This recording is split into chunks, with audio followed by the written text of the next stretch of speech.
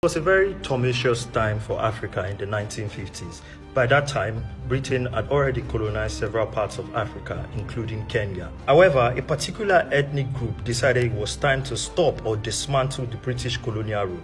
This ethnic group is called the Kikuyu ethnic group of Kenya. As the Kikuyu ethnic group fought and gathered strength and decided that it was time to stop the British colonial rule, it became very obvious that an uprising was coming. The uprising that eventually unfolded is now called the Mau Mau Uprising of Kenya. Anyway, the Kikuyu ethnic group of Kenya decided it was time to stop this nonsense of British men stealing and raping and kidnapping.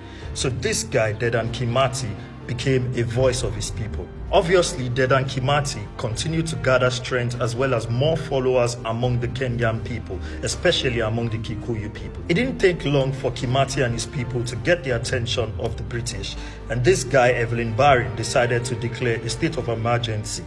Soon, Dedan Kimathi was captured, and while the British thought his capture would end the Mau Mau uprising, it didn't. It only fueled the people more. As is common to the British when dealing with Africans, they began to kidnap, capture, and kill dozens of Mau Mau sympathizers. However, while the British people kidnapped, the Mau Mau simply recruited more, and the uprising became more obvious and more intense. This uprising led to negotiations, and by December 12, 1963, Kenya gained independence. Anyway, there are several more stories like this one, and you should follow iloveafrica.com on Facebook, on Instagram.